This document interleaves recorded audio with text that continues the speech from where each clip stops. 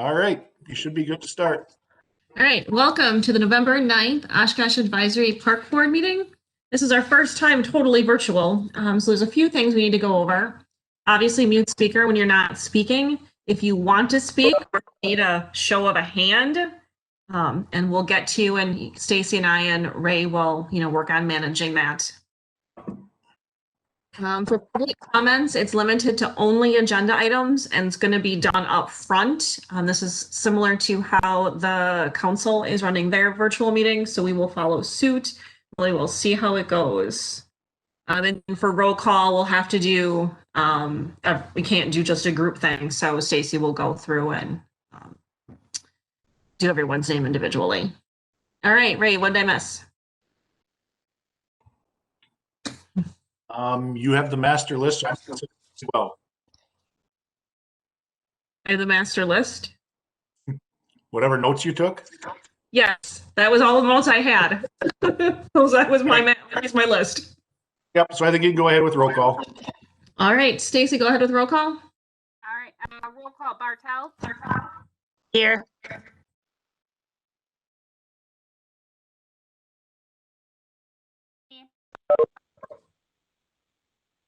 Can you guys not hear me?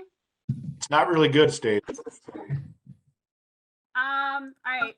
I'm gonna turn off the volume so I'm really close. Can you hear me better now? Yes. That's good. Okay. Davis. Here. Dirth. Was Tony here? No. Groyle. Here. Hudak. Martin. Here. Metz. Here. Millet.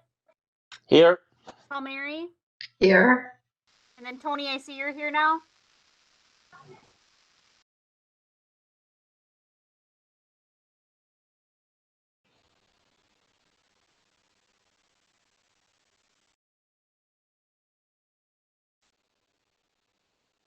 Hey, Amy. Yes, Stacy. Ray, are you doing introductions? Sure, I can help on that one. So we have Mike, and I'm going to butcher your last name, Villanueva. It's actually Villeneuve. Okay, I'm sorry.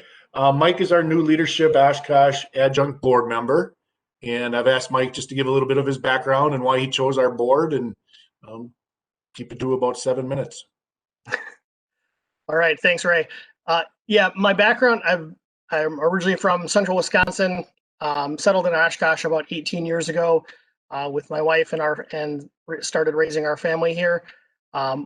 Most of my working career, I've worked in the Appleton area. And so up until recently, about 2 years ago, when I came on board at Aegis Financial as a financial advisor. So I've lived here a long time, but haven't necessarily worked in the community.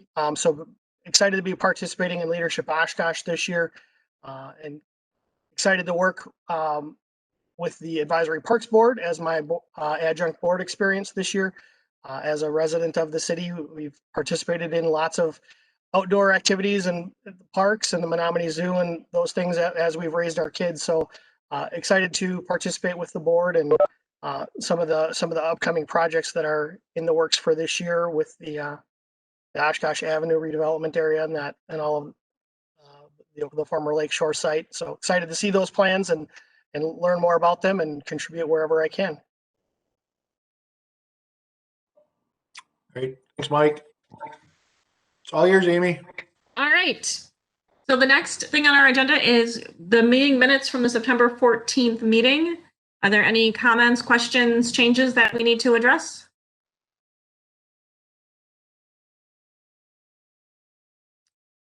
If not. Not that I see. All right, well, I'll make a motion to approve the September 14th minutes. Second, I'll second. This is Deb. All right, for approval, Bartel. Aye. Davis. Aye. Dirth. Aye. Royal. Aye. Martin. Aye. Metz? Did you say Metz? Yep. Aye. Millet? Aye. Palmieri? Aye.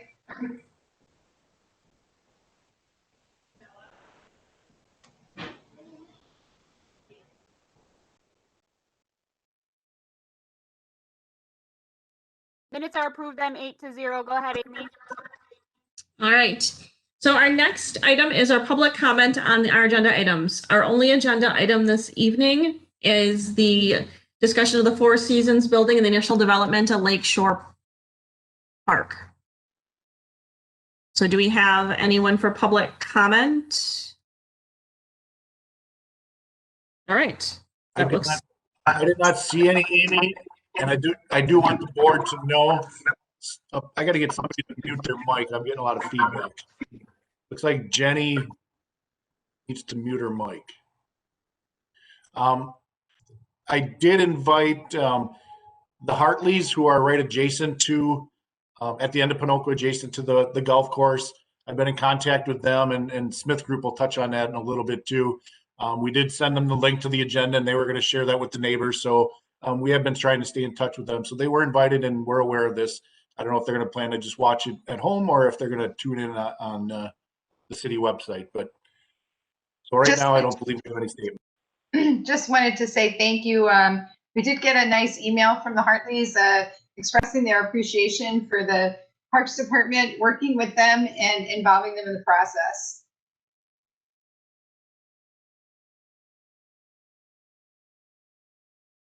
All right. Do we have any old business? All right. Well, then we're on to new business. And, I'm really excited. We've gone through this for a while now with Lakeshore. So to see some of it start to come to fruition is very exciting for the city of Oshkosh and all the input we had. So, Ray, do you have anything else for introduction? Yes. Tonight we have Lee Allen and Greg with Smith Group. You guys will, Greg should look familiar. He was part of our master planning for the Lakeshore project. And he's part of the team that we're working on with Smith Group. And I'm going to turn it over to them because I won't have to do much talking tonight, which is good for me and you. But I just wanted to give you a little background on how we got to where we are currently. As you recall, as Amy said, for the last year and a half or so, we've been going through the master plan for Lakeshore Park, including all the public input, advisory board input, and ultimately the plan commission and common council adopted the master plan. And that was done late December into January of this year.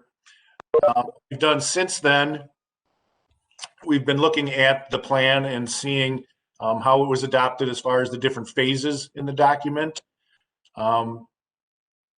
Knowing that phase one included the Four Season building, I brought that discussion back to the Parks Board. That was back in February, I believe, to make sure that the Parks Board was on board with moving forward with the Four Season building and the amenities around that. That was the consensus of the board. So what we did following that was we had to get the archaeological investigation done for the area that we're looking to work in. So we had UW Milwaukee staff working with us to do the investigation on site. We received their report mid to late summer, stating that they did not find any concerns for us at this time. So they basically gave us the go ahead to start with our plans. What we then did was went ahead and submitted a request for proposals to get a firm to assist us with architectural and engineering design. We went through that process late in August and early in September. And that's where we entered into the agreement with Smith Group, who's been working with us really since the end of September, I think. What we've been doing is a lot of providing more background information to their staff on the site. Meeting, Greg and Lee will touch on a little validation workshop we had for a day, went out on site. Again, we had the neighbors, Hartleys, in a virtual meeting with us to go over some items. And really what this process is now, if you take a look at the master plan that we did over the last year and a half, that's really the 30,000 foot view for what the site may look at being developed into. And now we're starting to hone in and refine some of those specifics in the plan. So even though the building that we're talking about may have been shown on the master plan in one area, a general area on the site, it's going to shift around and move around based on what we see as far as the environment out there, as far as trees and vegetation and those types of things. What we did recently is we had a firm soil testing, a soil boring firm was in within the last month.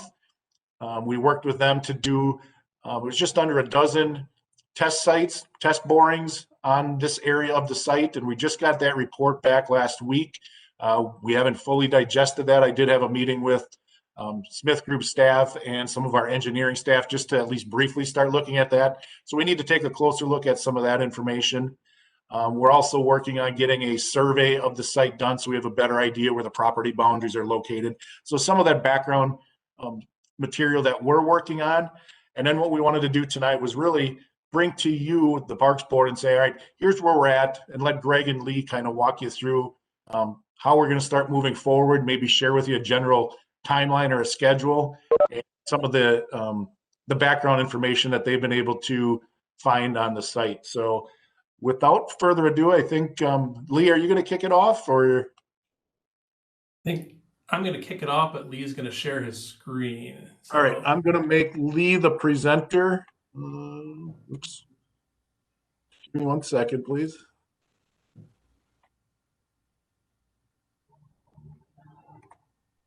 Lee, you should be getting a screen shortly.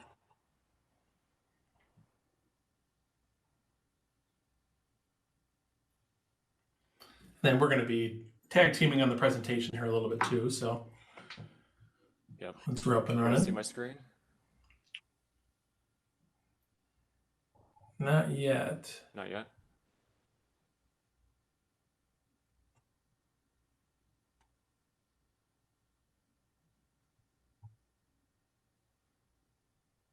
There you go. Great. All right, I'm turning my mic off. Lee and Greg, take it away. All righty. Well, it's good to see everybody again. I think last time we were all in person. This is a little different. Same park, moving her forward. And we're gonna spend a little time here kind of sharing where we're going, but not losing sight of where we've been. So a little bit of both during our presentation. So just quick agenda, just give a little context to the master plan. I think Ray set up things well there. And again, I know most of you were deeply involved in that with Nathan and I last year. So, but just a little bit of context for where we're going. We'll talk about that workshop that Ray mentioned, give you a little bit of a glimpse of some of the analysis and data we've been gathering, talk about some of the refinements that are a result of that, both in terms of what we're finding on site, but also again, our workshop and chatting with the neighbors and such. Lee's going to spend some time talking a little more about the Forest Season building, some of the new thoughts on that and where that's going. And then he'll also spend some time on the schedule as well, where we're going next. So with that, we're going to go next, Lee. Did it change for you? There we go.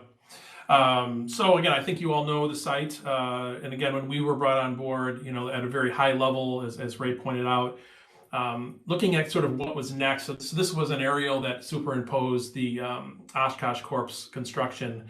And so what we were brought on board was really to unify, one holistic view for that park, and working with some adjacent park properties as well too. Trying to unify with the surroundings, with lake, with river, highways, neighbors, Oshkosh Corporation, really thinking about this as the long-term vision for that whole magnificent property that you will be leaving a great legacy for future generations for. So that was where we started. And Lee, if you want to go next. And so the next slide was the overall master plan where we ended up. And again, just some of the high points that really drove the process was really a strong voice for an environmentally focused passive recreation vision. Again, complementing more of the active rec that you have either adjacent or throughout the community. Really embracing the water, both in terms of the lake and river junction you have here, but also water on the site some of the golf course ponds and the legacy that those were really part of when the river used to flow sort of through here a little bit more. So really trying to think about, some of the things that you had there from a legacy, but also knit it together in a way that makes a cohesive park. Also thinking about what the way the size of the park was and the way the Oshkosh Corp property works, as well as Rainbow next door. Really, it was sort of a tale of two parks that was a little more intimate and more maybe active and programmed on the east side, which again was more that junction with Rainbow. But as you move over to the west, which is really a brand new park space, closer to the highway, louder over there for those who toured it with us. It gave us an opportunity to do some really larger scale things, larger scale habitats, but also potentially things where you might program it, picnic lawns, things like that as well too. So again, one park, but with a couple different personalities, all knit together with ecology and trails and water. So moving forward, and so intentionally, we had thought about a phasing strategy for all of this. And the first phase was this 4-season building, this sort of cluster in the east end of the park that's highlighted on the screen here.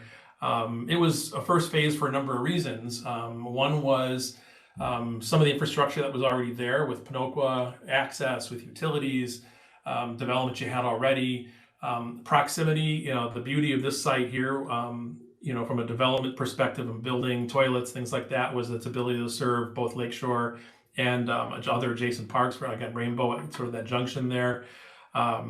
So that was always envisioned as a first phase, even though phase 1 of the master plan actually had more than we're building today. It had a number of other features. So, but in terms of this scope, what we're building, what's on the screen that Lee has, is that 4-season building, some plaza space around it, which ultimately is viewed to have some other programs down the line, things, splash pad with one of those elements in the master plan that's not in this phase, but we're trying to make sure we accommodate those things in the future as well too. A drop off for vehicles and a more or less 80-car parking lot that would serve the park, as well as being able to maybe serve adjacent ball diamonds, things like that as well too. So again, thinking holistically, not just about this parcel. So that was really the program that we were hired to implement at Smith Group. And so as I mentioned, and Lee, if you want to go next, the budget for that is roughly a $1.8 million project. And that whole first phase in the master plan was a bit more of that, because again, it did have some picnic lawns, it had more trails, it had a splash ground, it had a fishing pier, some things that were all kind of part of that. So for that reason, we had proposed what we call the scope validation workshop. And it was really for a couple of reasons. One was to validate that budget and what was in it, and to make sure that we were getting this thing scoped right. What size is the building? Is that what you really want to do? Where does it want to go? How is the parking really the amount you want to have? Again, really confirming that scope. So that was sort of a paper exercise. The second part of it was really sort of ground truthing that in terms of the site itself. Again, having neighbors, the Hartleys, that look over this property on a daily basis, they had were involved throughout the process and had brought to the team's attention an awareness of existing vegetation and views, some large trees that were that over the course of this, as the Oshkosh Corporation has gone in, some of the patterns of wildlife has changed. So some of the larger trees have become habitat trees for bald eagles, things like that. So we wanted to make sure we had a thorough understanding of the site. Again, during the master plan, we did this, but we looked at the whole park. So we came out there October 12th, walked the site. We picked probably the rainiest day of the year, I think, to do that. This was probably the sunniest portion of it for this photograph. But looked at where the trees were, marked them on the maps, and started to again think about how we could refine the master plan vision to really fit this site, fit the budget, fit the site. Be sensitive to neighbors, sensitive to existing vegetation, and also, again, going back to that other vision of phase 1 that had more elements, make sure that we also are doing it in a way that can accommodate future additions, whether it's through additional funding and grants or future phases of the project. So things like the splash pad, things like the pier, other trails as well too. So that was over the course of the day what we did during that validation workshop. So Lee, if you want, so what you sort of see on the screen there was a quick kind of, we went through a paper exercise of master plan to kind of current tweaking of that plan. So Lee, if you want to talk about the analysis. Yep. So as Greg mentioned, a big part of our task, our initial task in this, is really to gain a better understanding of the site before we start building. And to aid us in that, Ray and the city of Oshkosh had provided us with a number of different references for us to review, study, and ultimately gain that better understanding of the site, both above and below grade. So Ray touched on a couple of these already in his introduction, but there's a geotech report that was recently completed that will help us gain an understanding of the subsurface conditions of the soil, give us an understanding of, it'll help inform, where we're looking at, where we can place our four-season building, maybe areas that we shouldn't be placing our building.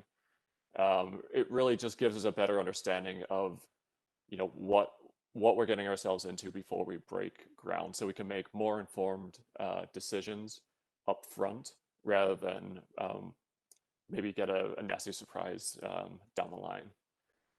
We're also provided with a flood study.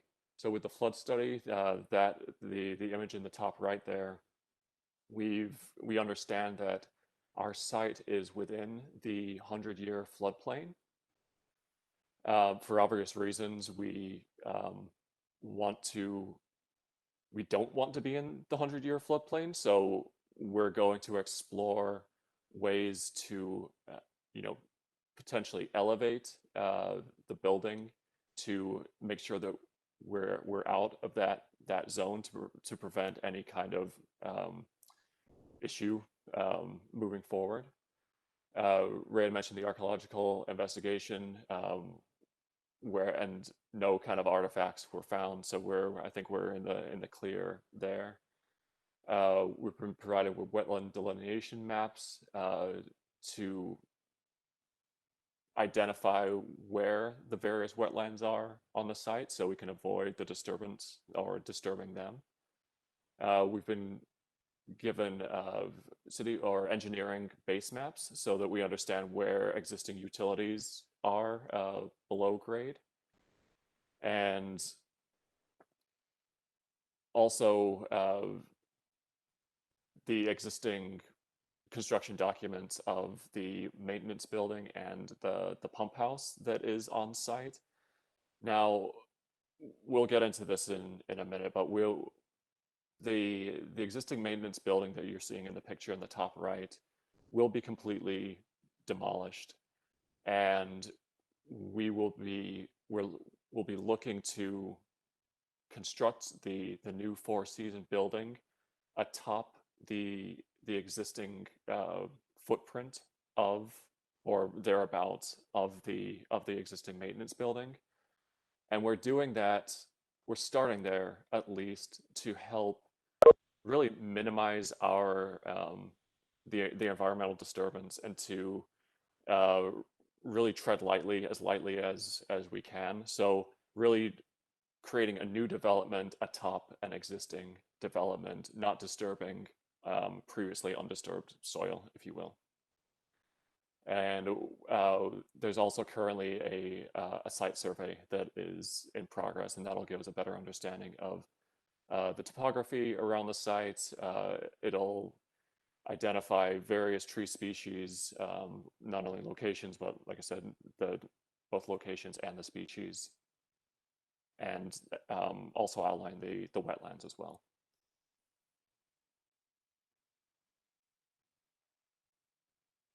Now, Greg touched on this a little bit, and so as one of the exercises during our scope validation workshop was we walked the site, and that was not only to get a a better understanding of the site itself, but also understand what kind of vegetation and various tree species are on site. You can see we've labeled a number of different that we've preliminarily identified as being ash, hybrid maple, Colorado blue spruce, Norway spruce, and crabapple.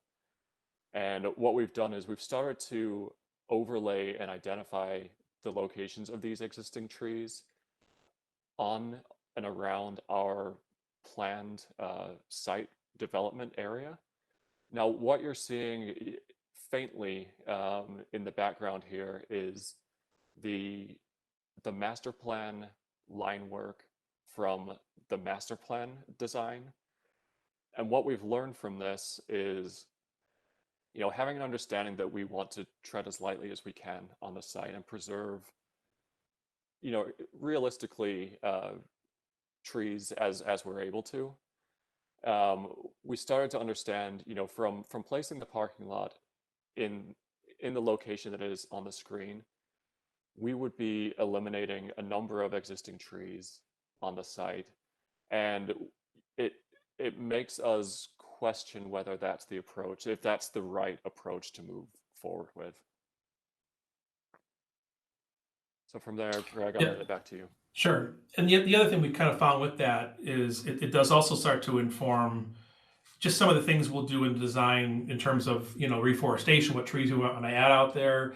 It also does start to inform even long-term decisions. You know, there are some ash out there that, you know, over time they are declining with emerald ash borer. So it also tells us that what we have there today won't be there forever.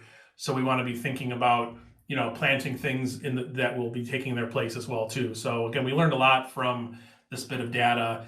The other thing, just looking at things too, that again, I think that the Hartleys brought up was just the proximity. You know, can we be more sensitive not only to the trees, but how close we are with parking to neighbors as well too. And it's a fine line having parking where it serves uses and such too. So again, I think by looking at all those variables together, we think we can definitely refine the plan and tighten it, which you'll see in the next slide. Mm-hmm. So what this is, so what's kind of in light, sort of the light tones is the master plan, site plan. And so the bubble, so on the left in bubble form is the sort of the master plan version of phase one. So at the top, you see the building and the plaza, essentially footprint. You see in the middle, sort of the drop off, the vehicular drop off. That oval you see kind of in the between was the splash pad location, and the parking lot is at the bottom, again, just diagrammatically. And then around that, again, this was meant to be sort of a nexus where it was on the lagoon, it was on an adjacent lawn, it was on the river, tied to the pier, etc. And again, when you look at sort of macro scale, you know, this is what it looks like. As we get into finer things, as Lee pointed out, we can tighten up. So on the right is the result of that validation workshop, as well as just some other refinements we've done since. So each of those pieces, so Lee kind of pointed out that building and plaza. You know, one of the reasons why phase one had the building here was because there is a building there.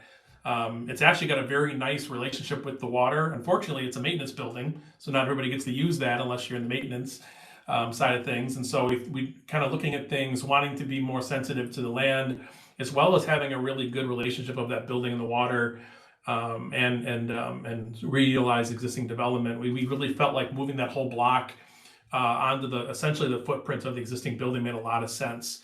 And what you start to see there, so those green circles are those existing trees that Lee pointed out. You really start to take a building that was starting to impact some of those, and again, putting it on a location that was already disturbed. So a lot of benefits of that. And it actually starts to become a better relationship with the water and the road and such. And it becomes a little better location, again, to serve a dual use of Lakeshore Park and Rainbow adjacent to it. So it's a really nice combo. So kind of rolling with that same idea, the drop-off makes a lot of sense. Again, we've proposed a cul-de-sac terminus to Pinocqua. So how do we start to think about that relationship of the road, the building, the drop-off, and can we better utilize that infrastructure? So taking the drop-off, which was sort of in the middle of the property, tying it into Pinocqua and the building, and again, and minimizing the footprint and also utilizing the infrastructure you have there. The nice thing about that, again, is it becomes a dual use drop-off, really beyond dual. If you're just a fisherman going out, it's a good location for being able to use the Riverwalk fisherman, thing like that. It serves this building again, and it serves Rainbow adjacent as well too. So it really does a lot of nice things. It's always good. We think about sort of performance-based design. We always want to get as many uses out of something as possible. So can a piece of road serve, access? Can it serve as a drop-off and parking and serve multiple sites? This starts to do that. And so as you start to think about that domino effect, the third piece of it was the parking lot.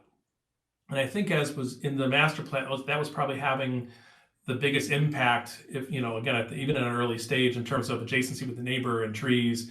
And so really understanding where those trees are, and that in trying to get a better relationship of parking, drop off and building, we were able to rotate that and pull it into the fairway essentially of the golf course. So one of the things you have on this site is you have rows of trees and openings because of the golf course fairways, and it works out well for parking. So just diagrammatically, these sort of subtle moves and domino effect of the building, the drop off and the parking really reduces our footprint for development. It saves a lot of vegetation, and it takes advantage and leverages previous development infrastructure. We also just think it's going to be more cost effective in the end because, again, there's less grading and just less disturbance as well too. So again, I think these were all very practical moves, experiential moves, as well as just sensitivity moves from what we were hearing and learning from neighbors in our site visit. And if you kind of go to the next slide, Lee. Again, very early diagrammatically what that starts to do for the site plan. So you start to see the building located more or less where the existing one is, plaza space, adjacent to it, drop off and parking. Again, early concept where that maybe there's an egress route to the intersection with Pinocqua. So the main traffic would come in by the drop off, and you could have some cars exit. Again, look at those details as we get in the schematic.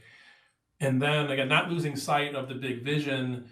If you go next, Lee, you get a sense. To add, Greg, if go ahead. you don't mind.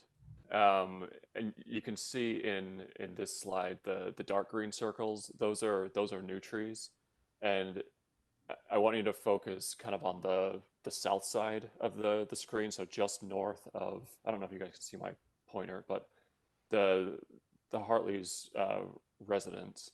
So what we're trying to do is add new trees to act as a visual screen, trying to be sensitive to the neighbors and to what their views will be of this new development. So we've started to add trees to the south of the site to start to screen those views of both the parking lot and towards the building and the plaza, but we've also started to give some very early thought to potential new locations for new trees from around the development as well. Yeah. So this is kind of pre-schematic. So I think as we get into grading plans, and there may be other ways to do at least talking about in terms of earthwork and things like that. But again, I think these are all sort of lessons learned and very much in line with the master plan vision of, again, sensitively knitting into the surroundings. And again, all those areas, if you think about this, is sort of that native landscape, will just really knit, nicely into that broader vision, which this slide starts to show. So getting back into, so this is dropping in that sort of modified concept into the zoomed in piece of the master plan. You see how it really does still accommodate all those other uses, the multi-purpose lawns, the trails, the riverwalk, the fishing pier, splash pad, just with a little more, a tighter and more sensitive placement of the phase one elements, which is the building, the plaza, the drop off, and the parking lot.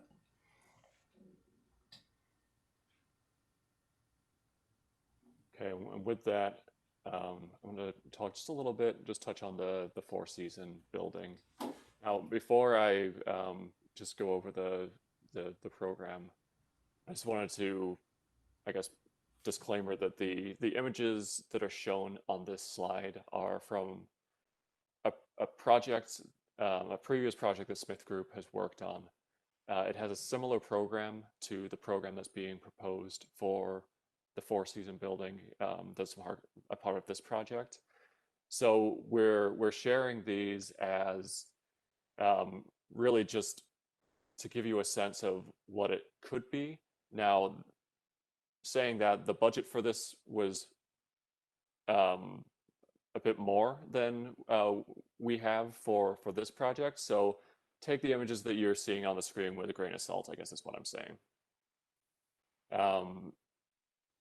So in general, the program for the Four Season building that will be incorporated into the building is it's primarily going to be a rentable assembly room that will be large enough to accommodate up to 120 occupants. There'll be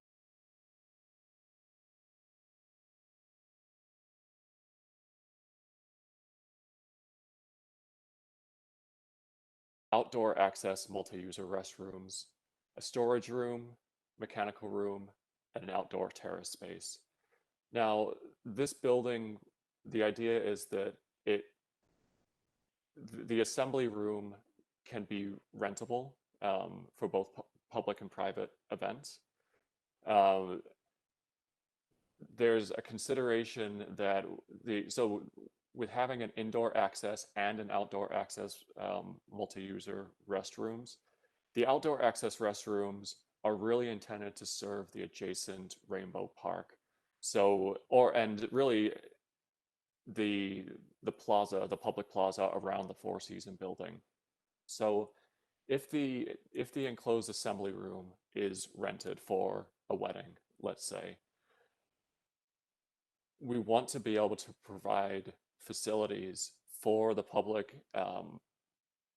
in Rainbow Park, around the plaza that's using the trails, etc., without having them disturb the event that's currently renting the assembly room. So there's been thought given to that. The storage room will be large enough to accommodate enough tables and chairs to serve the 120 occupant use. And the outdoor terrace, it's still very early, but there will be an outdoor terrace that's incorporated into the design so that, you know, I don't know if it'll be a fully flexible space, but you'll be able to essentially use the indoor space and then flex outside, or have your event spill outside as well, but still maintaining that 120 person occupancy for the indoor space.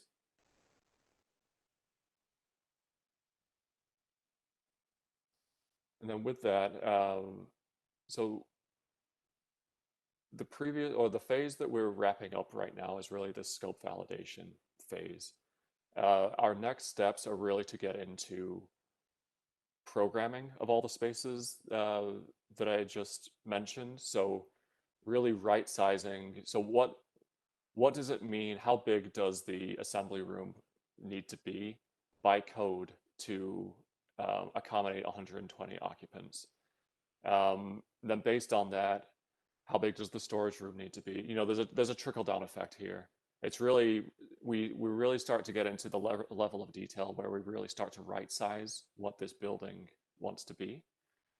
And then from there, get a better understanding of the minimum required plumbing fixtures that we need.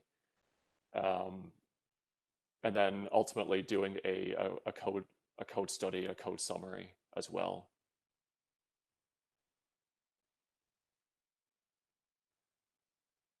So, Yep. well, I was gonna say, so Lee, so our deliverable from this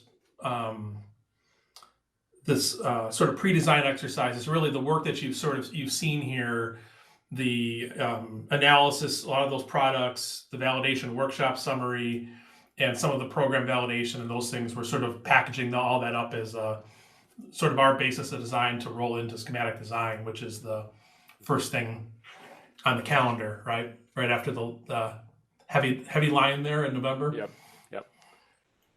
Yeah, so basically the presentation and the slides that you just saw will be delivered in a more detailed report to the city of Oshkosh. And with all the data gathering done, you know, with the understanding that we now have of the site, we're now ready to take those next steps and really start to get into more detail of the design and start to progress the design, not only of the building, but of the site in tandem with one another. And so that's where, yeah, that's where the heavy red line is where we are right now. So we have completed our pre-design and validation phase, and then beginning this week, we'll be kicking off schematic design, which will last for 4 weeks. Typically throughout the phase of the project, we've scheduled design team, owner, review meetings on a bi-weekly basis. And the way that it's scheduled right now, construction will be starting early June of 2021. The project will be completed around middle of April of 2021, and then there'll be a 4-week bidding phase, and then there'll be an award to a contractor, and then construction will start, like I said, in early June, early summer 2021. With that, that's all we had.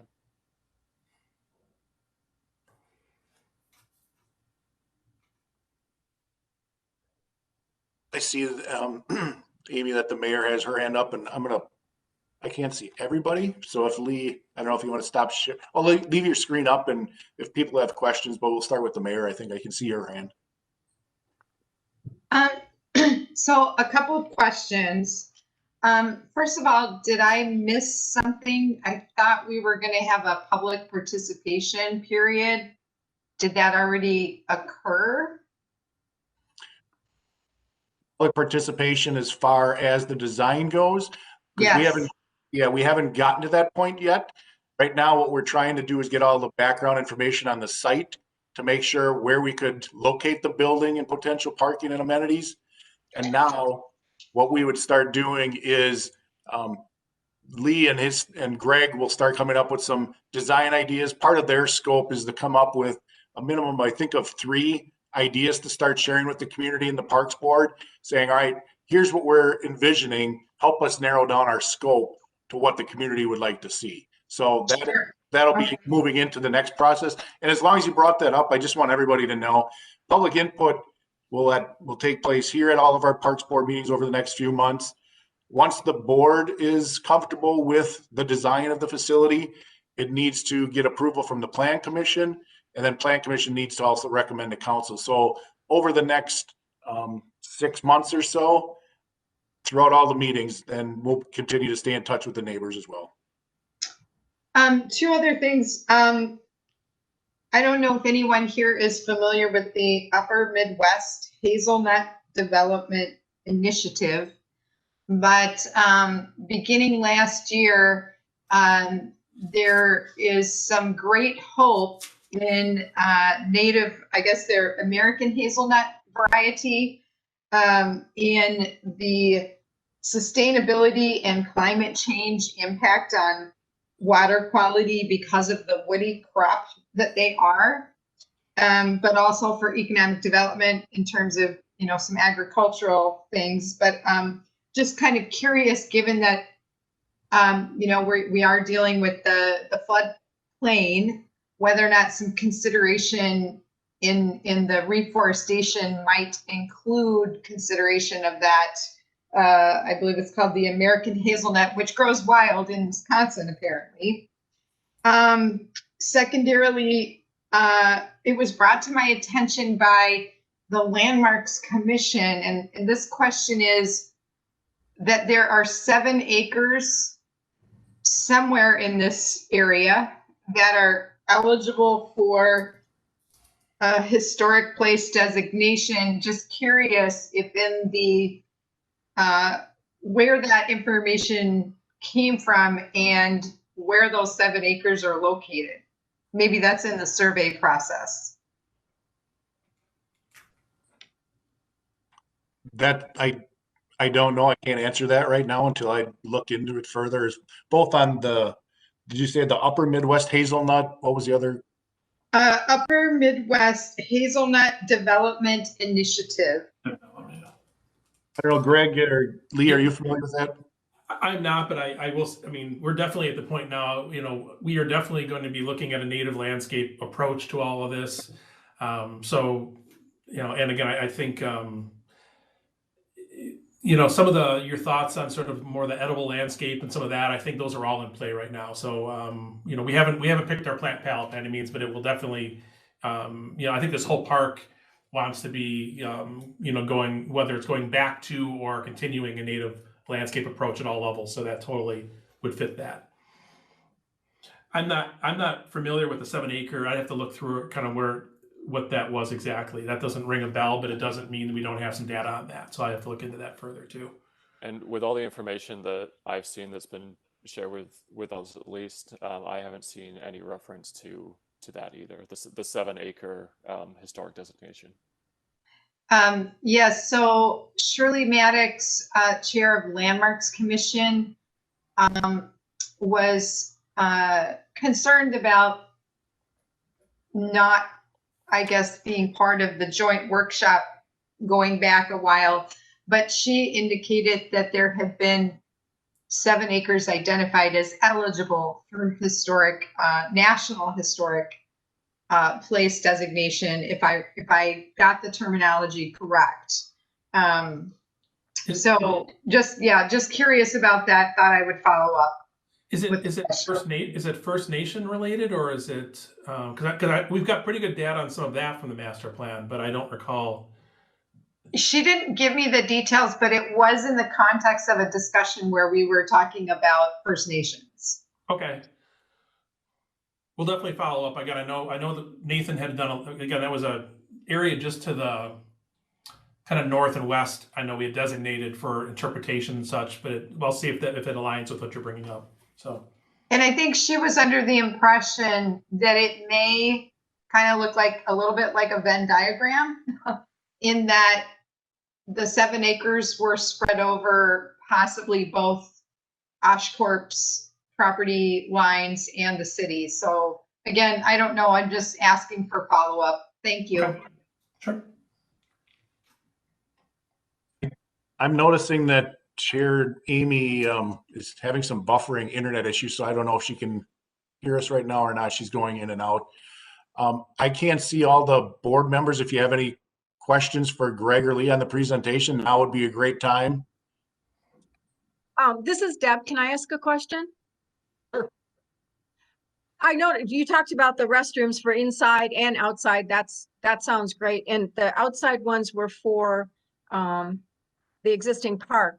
Will there be restrooms somewhere else for the new park, for like the splash pad or people walking in this new park in another building, or is it all going to contain in this Four Seasons building? No, I think we would look to contain them within this building. So, Ray, you look like you're going to say something too. Well, the master plan does call for a restroom facility on the west side over towards Rath Lane by the hotel, and that's in future phases. So yes, on the west side, there'd be also facilities. Yeah, it was tied to a trail. Is a restrooms and trail had a kind of a little cluster on the west side. Correct. Any other board members, questions or comments on anything about the presentation?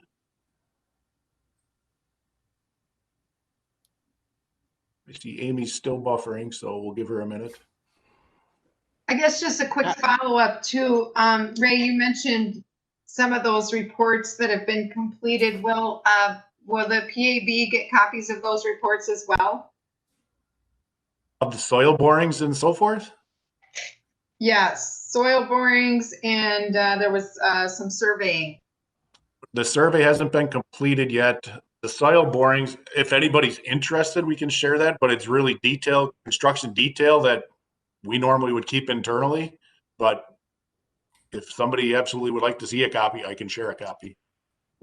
Okay, and the reason why I'm asking, not that I'm really interested in reading about the soil borings, was that in relation to some discussion item that referred to the potential of a former landfill?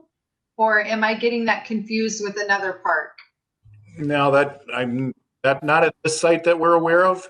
If you recall, when the trail was being installed through Lakeshore, there was a small pocket of some contaminated soils that were encountered and that we're working through right now. But at this point, you know, on the No, soil not borings. landfill. I'm sorry, not landfill. Underground storage tank. Maybe near the maintenance building. I don't recall offhand. If it is, it's something that we would be taking care of as part of the demolition. We do have above ground gas tanks that we're working on the Okay. removal, or they're removed. So it might have been those that you're referring to. I'm not sure. Yeah, like I said, my memory's a little fuzzy, so thanks for that. Sure. Yeah, the geotech is just about buildability. So we actually had borings put where we thought we would have known development. So that's what that report is driven towards, building what was on the screen here. And I just want to say I appreciate the forward-looking discussion of elevating the building with regard to, flooding issues. Certainly, that's something that we all want to keep our eye on, and I appreciate that input. Sure. Ray, I had a question, if that's okay. Yep, go ahead. I can see everybody's faces now, so if you have a question, feel free to let me know. Okay. Well, mine actually follows up with what Lori just asked about or mentioned about the floodplain. Is that I just was more curious what the strategy was to accomplish getting it out of the floodplain. Is it just additional moving of a lot of dirt? Is that going to be a large expense from previous projects that you've worked on? Because I know that earthwork can be a big expense and maybe would detract from the actual building. So I was just curious to hear about that more. Greg or Lee, I'm going to turn that over to you. Yeah, I think we're looking at a few different ways. One is it's not a massive lift, and I forget exactly, but it's not 10 feet. It's not a huge lift. But we're also looking at, and that's kind of also where the geotech report comes in. There's a few different ways to do it, and whether that's on earth or whether it's on piles.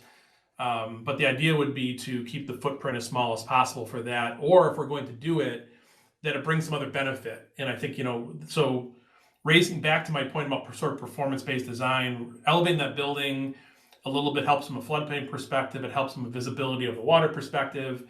If it also helps with some other accessibility issues as well. But we definitely don't want to chase that out with giant hills and things like that either, too. So it's going to be just sort of enough to be functional. And Lee, I don't recall again how many feet that was, just conceptually.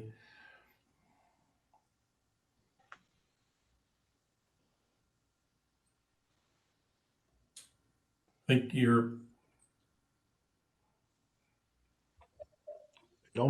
I see Lee, but I'm not hearing him. I see him, I don't hear him. So yeah, he doesn't have a microphone. So yeah, I think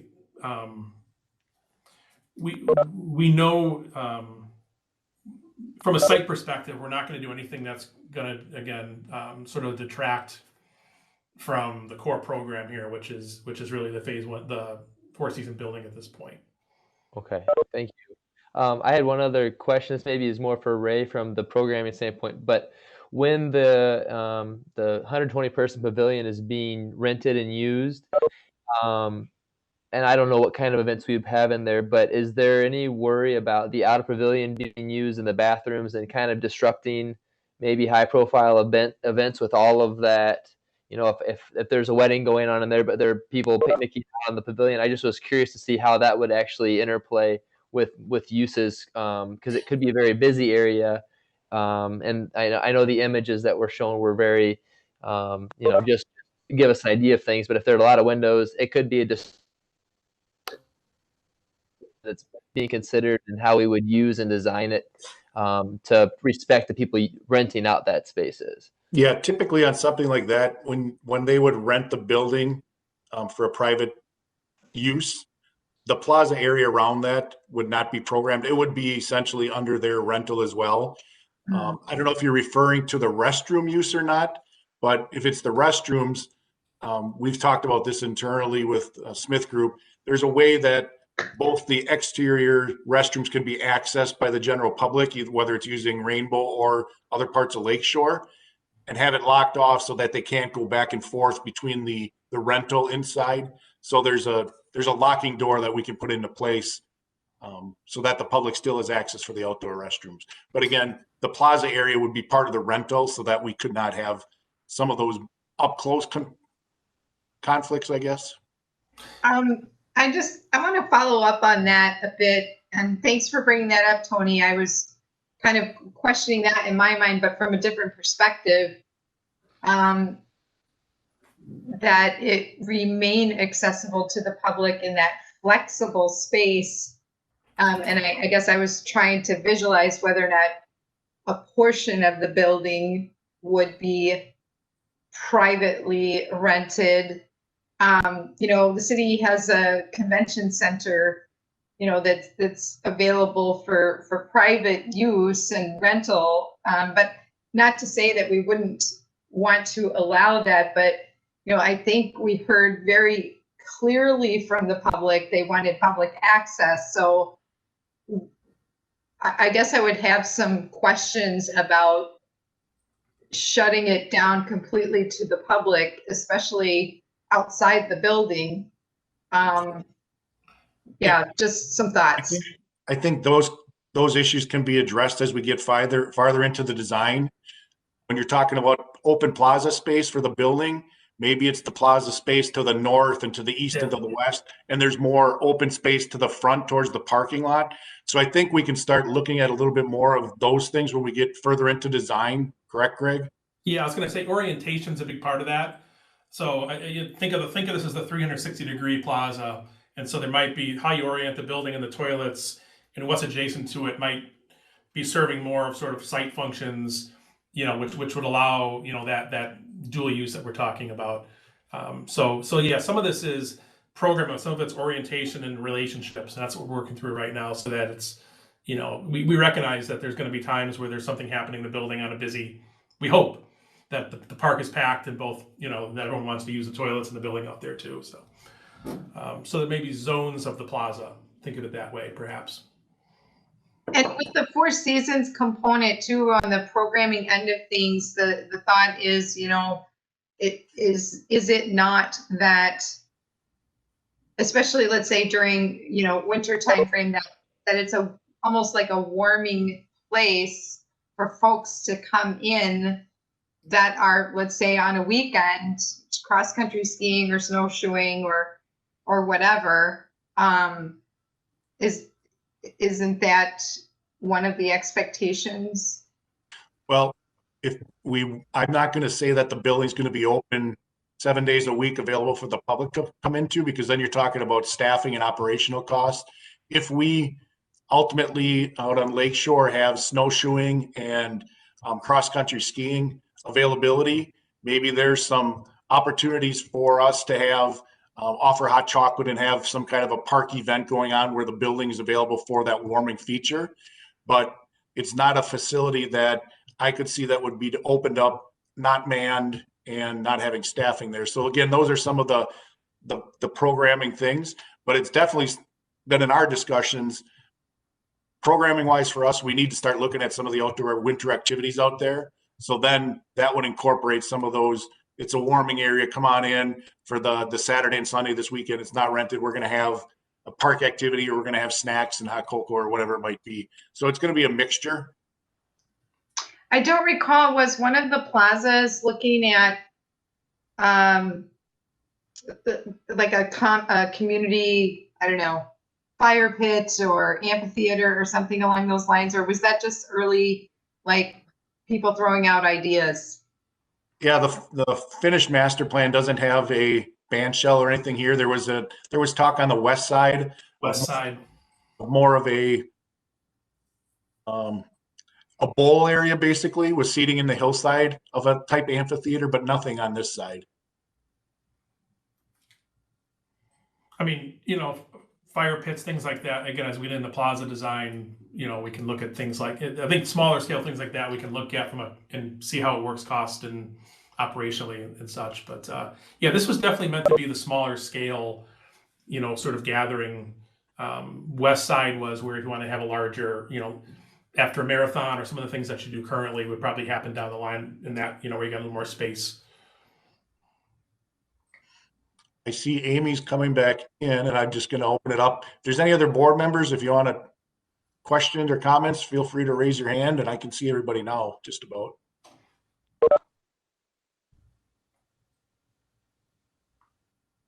Hi, Amy. I see we're back. Ray, I had another just comment. Go ahead. I just wanted to say that just as a member of the board, this is very exciting. I think that the Smith Group did a really good job with this. It's really fun to see it start to come together, and I appreciate also the protection of the trees. I was excited when you said we're going to try to keep those trees and put more in. I think that's a great. Thank you. All done. Thank you. And Tony, I'm sorry, I dropped off in the middle of when you were asking your question about strategies for raising the building. Did you get an answer to that? Yep, I think we just were wondering about how much more we needed to be raised. I think that's one question we're waiting for you, Leon. Yeah, I wasn't sure, Lee, how much we were raising it. So right now, the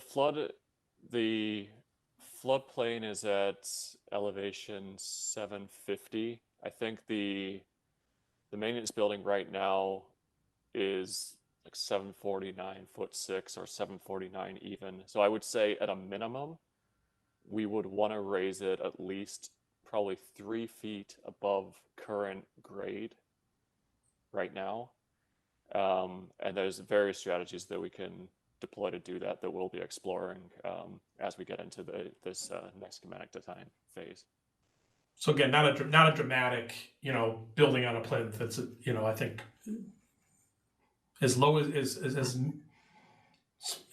as it can be, I think, from a cost and disturbance perspective, but high enough that it functionally works. Yep.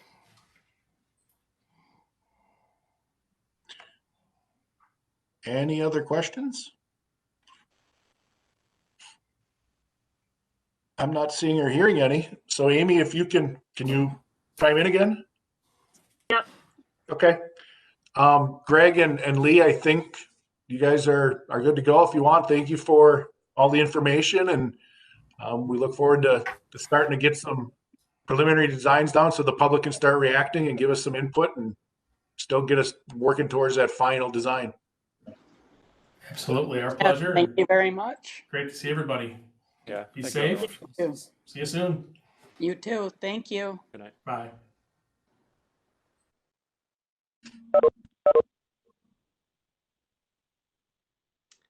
All right, do we have any other comments? We're good on all the questions for our agenda item? Yep. All right, let's move on to the staff reports then. I'll keep it brief on my end. It's really been spending a lot of time with finalizing budget. The council had 2 all-day workshops with departments at the end of October, and the public hearing for the budget was last week, where I don't believe we had any public statements or comments, and the council had some good discussion on a couple items that are being considered for enhancements and for a few other departments. And the budget and the CIP are scheduled for adoption tomorrow evening at the council meeting. At this point, I don't even have my CIP in front of me. I'm sorry, but the big item is our administration operations building. What we were able to do was work with the council, the city manager, and the finance director to look at a way that we can possibly finance that over 3 years to help the council stay within their comfort level as far as borrowing. So we're able to do that, coming up with a plan to possibly spread it over 2021, 22, and 23. And so that project still remains in the CIP at this time. So that's really all I have to report on right now, other than spending time a lot with Smith Group and keeping this project moving. Great. Bill, do you want to do a tree report? Sure, yeah. Nice to see everybody tonight. We've been doing a lot of tree planting projects this fall. This year in total, we've planted 26 memorial trees throughout the park. So despite a lot of people quarantining, we had a lot of people wishing to plant some trees out there in the park. So we had some fun projects. We actually had a group of Girl Scouts come out and help us in South Park one afternoon, and we had kind of a real nice interactive program where we taught the girls how to plant trees and got a lot of our memorial trees installed at the same time. So that was a good day. We've been currently working on the completion of a 2020 Wisconsin DNR Urban Forestry Grant project that has been planting over 200 trees in 2 different neighborhood associations.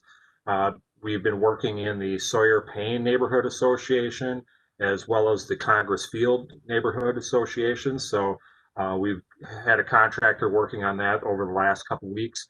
We're almost finished with that. We should have most of it wrapped up this week. We've just got a few trees left to install that we had some kind of late requests from some of the folks in the neighborhood. So we're trying to accommodate everybody who wants some additional trees on the terrace in that area. So overall, it's been very well received throughout the neighborhood. We also had a project to plant several trees over at the Congress tot lot, and we had some larger trees spaded in there that were donated through some folks in the neighborhood association area. So we, following that playground installation, we were able to get some nice shade trees installed there, so that hopefully it will help the overall appeal of the area.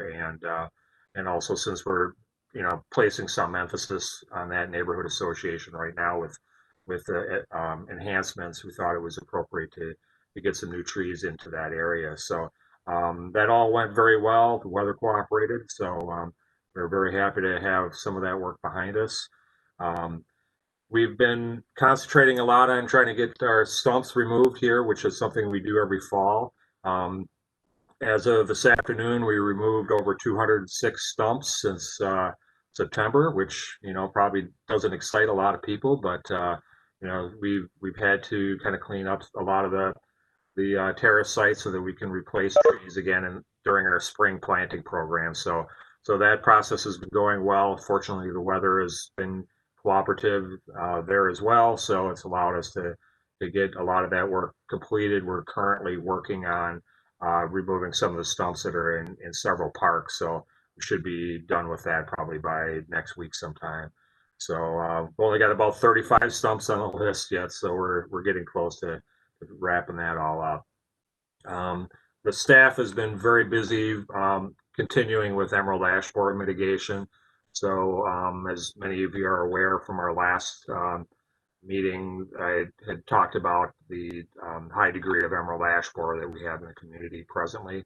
So we've been treating over 600 trees in our inventory, but there's been a lot of them that weren't structurally safe enough to continue to warrant treatment, the expense of the treatment. So we've also been taking out quite a few ash trees as well through that process. This will probably go on for a couple of years, so just kind of bear with us. People are very understanding of the need to remove those trees, as well as excited to have us do some planting following the removal of those. So we're trying to put back more than we take. So I think it's overall been a pretty good program, and I think people are excited to get different species and planted as well. One thing I didn't mention about the DNR grant that we're working on is that stresses species diversity. So we're planting a variety of different types of trees so that we don't have broad swaths of single species that put us at high risk if we do have any future insect or disease issues throughout the community. So we're mixing it up a lot so that if something hits us in the future, we'll still be able to maintain a pretty healthy urban forest. So that's pretty much all I have this time. So if you have any questions, certainly be happy to answer those for you. So Bill, just kind of following up on my earlier question, just wondering what your familiarity is with this initiative for the American hazelnut or the filbert. and some of that diversity, species diversity across the city. It's my understanding they're kind of also popular because they don't grow so tall that they interfere with power lines, but they are kind of bushy. Yeah, the hazelnut is an understory woodland species, and you're correct. It is a native species. We've utilized those to some degree. Not so much on the terraces, but they would be appropriate in a woodland setting, like what we're discussing at Lakeshore. So my preference would be to incorporate a variety of native species in that project. And I think one of the forgotten elements in a lot of urban forestry is to try to create some level of understory too, which enhances the entire forest community. So I think it's a great idea. I wasn't familiar with the project that you mentioned, but I'm going to look into that a little bit and see what's involved.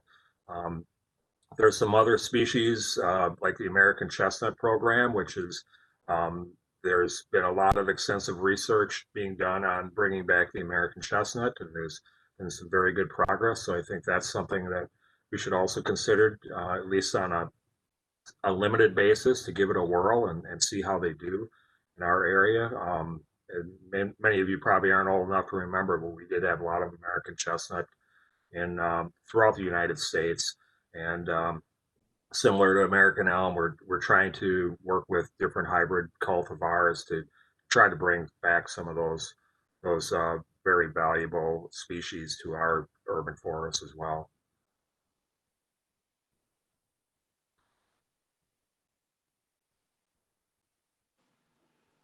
All right. Thank you, Bill. Jenny? Okay, hello, can everyone hear me okay? Yeah, okay. So just a couple updates. So we in October, instead of having our Zulaween Boo that we weren't able to have, nor were we able to have our Touch a Truck, we combined those two events and we had an event called Truck or Treat. It went very well. We only sold 500 tickets for the event. It was a drive-through trick or treat event where we had different area businesses and organizations set up booths throughout the zoo or throughout the park itself. And then the cars would drive through and they had to stay in their vehicle, and the booths would come to the vehicle with masks on and gloves on and hand candy out to the kids. So we wanted to offer something that was, COVID safe for families to do. So we ended up selling out all 500 tickets for that event. So I'm very happy that we put, a limit on it just so we could handle the cars that came through. Everybody was extremely happy that we did something and to, be able to come through the park. The lines got kind of long at times. I think people had a lot of fun once they got in that loop where all the trick-or-treat stations were, but overall, a lot of really positive comments. A lot of people very happy that they were able to bring the kids out and do something in a safe way. So, so that was in October. As far as the park goes right now, I'm in the process of everything up and getting all the facilities shut down for the winter, and since we're done with events now. And the zoo season itself, we, as you know, had a limited number of visits throughout the summer. We could have 50 people in the zoo at a time. So it was monitored at the gate just to keep everybody safe and spread out throughout the zoo. So this year, with those restrictions, we still saw 62,635 people. Which I thought was a really great number given the fact that it could only be 50 people at a time. So again, people were happy that they were able to come out and, something. Typically during the weekends, there was a little bit of a wait, maybe 20, maybe 30 minutes during the weekend. The weekdays were usually okay, unless we had some bigger groups that might have come in the morning that were a larger number of people. But very happy that we were able to be open for the summer, and that's a great number of people. We didn't open until that first Saturday in June, and typically open the first Saturday in May. So a great number and lots of people who still got to enjoy the zoo for the summer. So that was good. I'm sure I think we've talked about this before, but just kind of an update on the kiosks at the boat launch stations. I don't know if you guys have had a chance to take a look at them. They are now at all the boat launches. We had the DNR grant money to help fund those. They're wonderful. We've had really, really good reviews on them. People are very happy. They can use their debit card now. They can pay cash. The reporting that Stacy gets well, when we empty them, the detailed report that comes out of them is exactly how many people, used a debit card, how much cash is there. Stacy can get really detailed reports as far as who used what machine, what day. So it's been a really great tool and been making the boaters very happy. Just very simple, easy to use. So we've been super happy about those and really glad that we were able to put those in at all the boat launches this summer. They can also buy season passes when they're on there. They'll get a receipt and then they have 14 days to come down to Stacy and get their actual sticker. So people are happy to be able to do that right at the kiosk as well. So that's been a great upgrade for boaters this summer. As far as moving forward, we're planning all of our events for 2021 in the hopes that everything will be able to go well. We will not be having any winter events due to the fact that they are all indoors. We typically have an event in January, February, March, which we won't be able to host those. But definitely looking forward to, opening weekend, which is usually Memorial Day weekend for 2021, and hoping that we can really get back to offering everything that we typically do during the summer months. So kind of working on getting that plan and calendar together for next year as well. So we're excited for what we can possibly do for next year's. And that's all I have, unless anybody has any questions.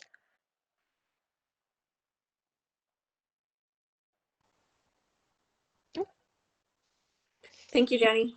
Mhm. All right. Any other business tonight? I just had one item that maybe someone, and this may be an offline discussion, I'm not sure. Has the Parks Advisory Board previously discussed the expansion of the Chief Oshkosh statue location and some of the amenities and additions that I believe Landmarks had some discussion about, and it's kind of gone through a couple of different iterations? That hasn't come to any boards yet because it's still being worked on internally with mainly planning staff heading that with the Landmarks Commission.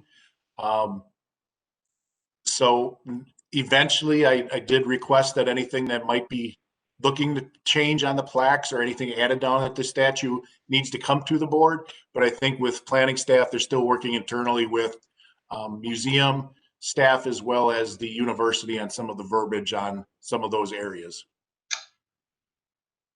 Okay, I'll follow up with you on that, Ray, because the university reached out to me, and yeah, I'll follow up with you on that.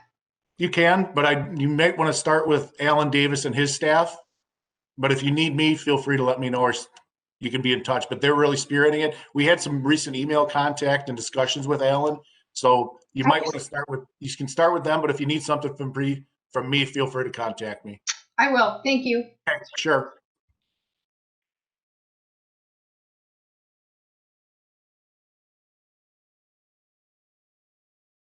All right. Well, that seems that we have wrapped up our meeting for today. I'll make a motion to adjourn. Second. All right, so I'll do a roll call then for the adjournment. Bartelt? Aye. Davis? Aye. Girth? Aye. Royal? Aye. Hudak, now that you're back, you're here? I see she's muted. Hi, Devin. All right, Martin? Yes. Metz? Yep. Millet? Aye. Palmieri? Aye. Motion passed then, 8 with 1, I guess I don't know how to say with Devin. We'll let her say yes. All right. I'm sure she would. All right. Thank you, everybody. This went pretty well, I think, for the most part. So stay tuned. Thank you.